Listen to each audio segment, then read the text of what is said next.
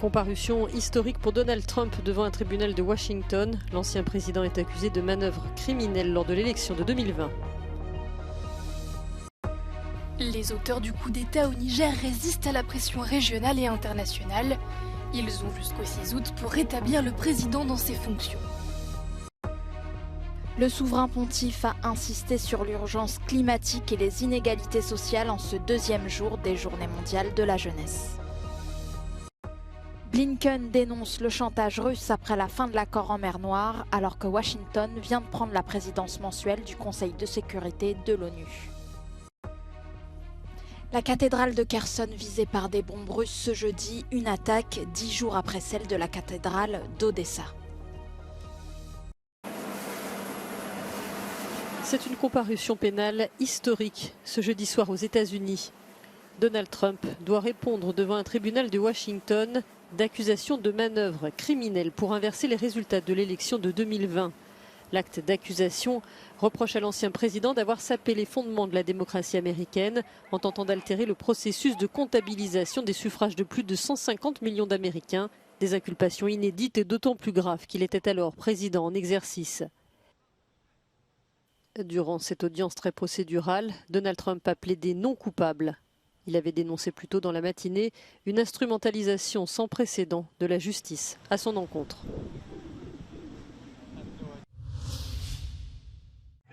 Au Niger, des milliers de personnes se sont rassemblées jeudi à Niamey pour soutenir les auteurs du coup d'État. À l'approche de la date limite du 6 août fixée par les pays voisins pour rétablir le président renversé, les putschistes sont sous pression. Plusieurs officiers supérieurs ont rencontré leurs homologues maliens soutenant le putsch. Mais la majorité des États d'Afrique de l'Ouest se sont engagés à restaurer la démocratie au Niger. Lors d'une réunion mercredi, ils ont évoqué la possibilité d'une intervention militaire, suscitant la colère du chef des putschistes. Elle vise à humilier les forces de défense et de sécurité nigériennes, le Niger et son peuple. En effet, dans leur entendement, d'abord les sanctions économiques et financières devaient créer les conditions pour paupériser davantage nos populations, révolter les travails et impacter négativement la vie des Nigériens dans leur quotidien. Les sanctions financières ont déjà visiblement des conséquences. Des clients se sont plaints de l'augmentation des prix sur le marché de Niamey.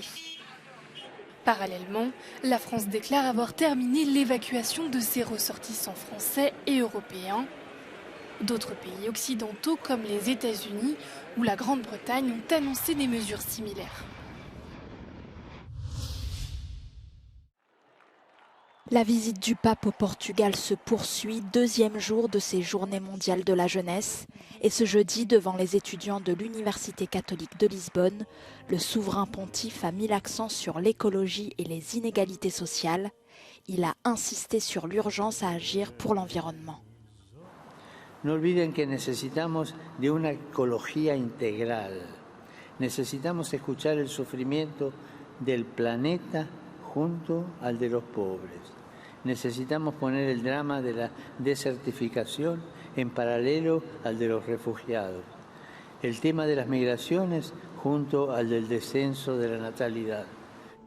Le pape a multiplié les rencontres, ici avec des pèlerins turcs affectés par le tremblement de terre de février dernier, un échange à l'antenne portugaise de la fondation qu'il a créée lorsqu'il était encore cardinal en Argentine.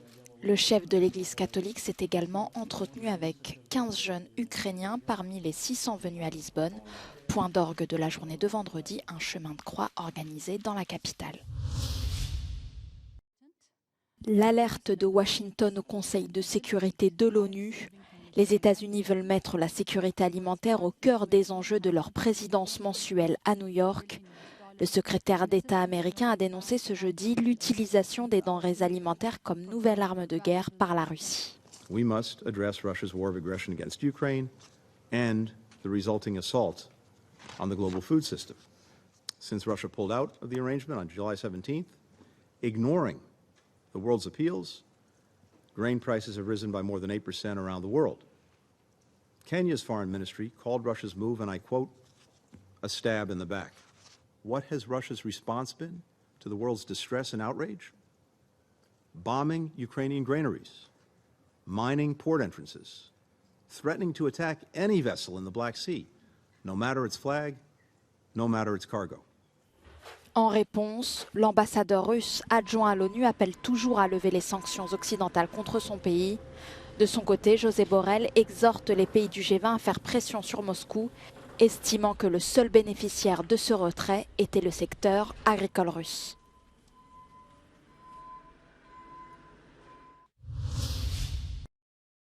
Son toit est encore fumant, la cathédrale Sainte-Catherine de Kherson visée par des bombes russes ce jeudi, conséquence des dégâts matériels lourds pour cet édifice du XVIIIe siècle et 4 personnes blessées parmi les secours.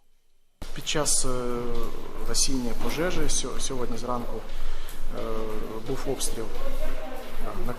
Навколо був обстріл, і в цей час були припинені всі роботи з гасіння. Перечекали обстріли і потім вже пожежні закінчили свою роботу, за що ми їм дякуємо. Kiev, qui accuse Moscou de détruire son héritage culturel. Le mois dernier, c'était la cathédrale d'Odessa qui a été sévèrement endommagée par des frappes russes. Dans la région de Donetsk à l'est, c'est un quartier résidentiel de Sloviansk qui a été le théâtre de tirs russes dans la nuit, provoquant des dégâts matériels sans toutefois faire de victimes. La Russie qui mène des bombardements nocturnes sans interruption depuis des semaines, répondant aux attaques répétées sur Moscou et en Crimée. Choisir entre les bénéfices pétroliers et notre avenir. C'est la question posée à Rishi Sunak par les militants de Greenpeace. Et pour interpeller le Premier ministre britannique, ils ont recouvert de tissu noir l'une de ses maisons. L'objectif ? Protester contre l'autorisation par son gouvernement de la poursuite de l'exploration pétrolière et gazière en mer du Nord. Rishi Sunak a défendu sa décision en évoquant la sécurité énergétique de la Grande-Bretagne et les créations d'emplois.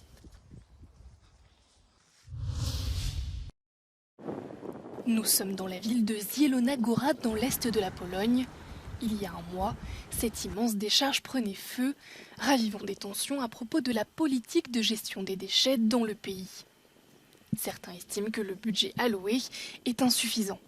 Brakło 20 milionów, żeby to zutylizować, a skutki dla środowiska, kwoty, jakie będziemy musieli teraz przeznaczyć na rekultywację gleby, przywrócenie do tego stanu, zabezpieczenie, mogą być 10-krotnie wyższe. Doszło do katastrofy ekologicznej. Mamy zastrzeżenia do działania wszystkich służb, które nas nie informują o faktycznym stanie środowiska. Dopiero po tygodniu pojawił się pierwszy komunikat, żeby uważać z plonami, które mamy na swoich ogródkach. Dans cette poubelle à ciel ouvert, la plupart des déchets ont été transférés de façon illégale depuis l'Allemagne. Les responsables politiques allemands et polonais sont accusés de négligence. Wiele władz Republiki Federalnej Niemiec nie poczuwają się do tego, żeby te odpady odebrać, więc chcieliśmy drogą pozasądową tę sprawę rozwiązać, niestety się nie udało, stąd zgodnie z prawem każde państwo członkowskie Unii Europejskiej ma takie prawo, żeby złożyć skargę do Komisji Europejskiej na inne państwo. To zrobiliśmy. Tutaj Komisja Europejska ma 3 miesiące na analizę i odpowiedź w tej sprawie. Le ministère allemand de l'Environnement a réagi et déclaré que selon les conclusions de l'enquête, un retour des cargaisons illégales serait organisé. Il précise que ce transfert relève de la responsabilité des États fédéraux. Il se dit aussi préoccupé par la situation et prêt à améliorer la prévention en matière de gestion des déchets au sein de l'Union européenne. Le cas de la décharge de Zielona Góra soulève le problème sur le plan local, mais se pose aussi à une échelle beaucoup plus vaste. Na terenie kraju znajduje się teraz ponad 400 takich składowisk, z tego około 140 to są miejsca, w których wykryto wyłącznie odpady niebezpieczne. Coraz więcej dziennikarzy podnosi ten temat. Urzędnicy też zmagają się z tym od już dłuższego czasu, więc mam nadzieję, że ta tendencja walki z przestępczością środowiskową, tutaj stricte walką z niebezpiecznymi odpadami, się rozwinie i tych składowisk będzie ujawnianych więcej, ale też więcej będzie utylizowanych. Due to the fires at landfills, the government is considering providing more support to local communities in waste disposal. The officials will certainly feel increased pressure to act now, ahead of the elections. Magdalena Radownik for Euronews from Zielona Góra. Tempête violente et chaleur étouffante, l'Asie enregistre un été aux conditions météorologiques extrêmes. Taïwan se prépare à l'arrivée du typhon Khanun qui devrait apporter de fortes précipitations et des vents à plus de 160 km/h. Le typhon a déjà frappé les îles méridionales du Japon et fait au moins un mort à Okinawa où 200 000 foyers ont été privés d'électricité. À Pékin, les précipitations de ces derniers jours sont les plus fortes jamais vues depuis le début des relevés. En 40 heures, l'équivalent d'un mois de pluie est tombé sur la ville. A l'inverse, en Corée du Sud, la menace vient de la brusque montée des températures. Dans l'est du pays, les services de secours ont pris en charge plus d'une centaine de personnes après des malaises causés par de fortes chaleurs. Partout dans le monde, des records climatiques sont battus. Les spécialistes du climat estiment qu'ils sont la conséquence du réchauffement climatique combiné au phénomène El Niño. C'est un coup de massue pour les Allemandes. L'équipe pourtant favorite et finaliste de l'Euro 2022 est éliminée du mondial de football. Elle quitte la compétition dès la phase de groupe pour la première fois de son histoire, après une contre-performance un partout contre la Corée du Sud. Un nul aurait pu leur suffire, mais dans le même temps, les Marocaines se sont aussi imposées face à la Colombie 1-0. L'équipe marocaine, qui termine deuxième du classement du groupe H, affrontera ainsi les Françaises en huitième de finale mardi prochain.